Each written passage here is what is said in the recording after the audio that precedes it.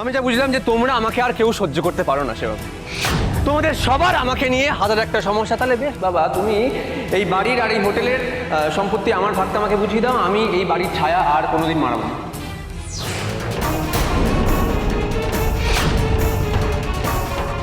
তুই আবার বাড়ি ভাগ করার কথা বলছিস?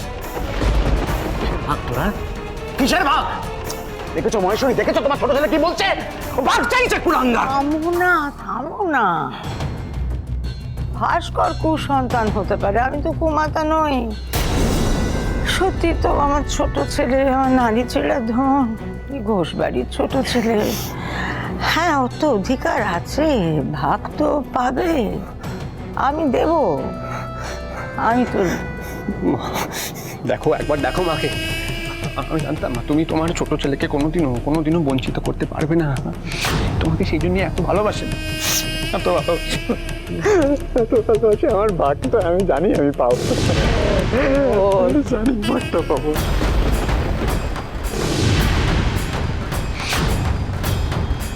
এলি,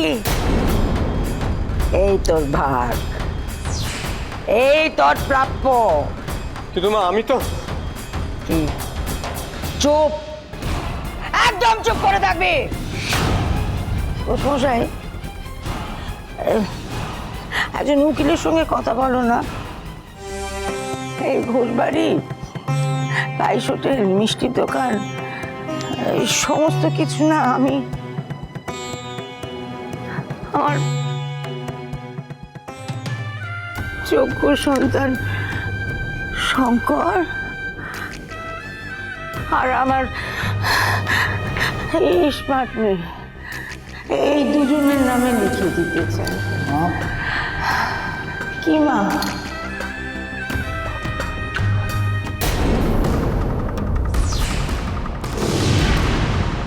কিন্তু আন্টি, কি কিন্তু আন্টি? কোনো জিনিস যখন কেউ আশীর্বাদ হিসেবে দেয় সেটা ফেরত দিতে নেই। আর এইগুলো যদি তোমাদের হাতে না থাকে না, আমাদের এই 7 পুরুষের ভিটে আমি রক্ষা করতে পারবো না গো। ঠিক বলেছো মহেশ্বরী, একদম খাঁটি কথা বলেছো তুমি। একটু দেখো, হ্যাঁ, সব সুন্দর করে সাবধানে দেখে রেখো। আমাদের এই বুড়ো বুড়িকে একটু শান্তি দিও, তোমরা একটু শান্তি দিও।